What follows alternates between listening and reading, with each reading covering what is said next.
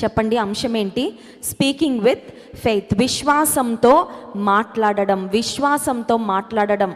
ఒకసారి ఒక వ్యక్తి తన జీవితంలో వయసు చిన్నగా పైబడుతూ ఉంటే ఒక ఆలోచన తనకి స్టార్ట్ అయిందంట. ఆలోచన ఏంటంటే, ఎప్పటికైనా నాకు పక్షవాతం వచ్చేస్తుంది అని ఒక ఆలోచన. అది it started as a thought. పక్షవాతం వస్తుంది, నా దేహం పనిచేయదు. పక్షవాతం వచ్చిన వాళ్ళకి యూజువల్గా మనకు తెలుసు కదండి, పారాలిసిస్ వచ్చిన వాళ్ళకు ఒక సైడ్ అంతా కూడా పనిచేయదు.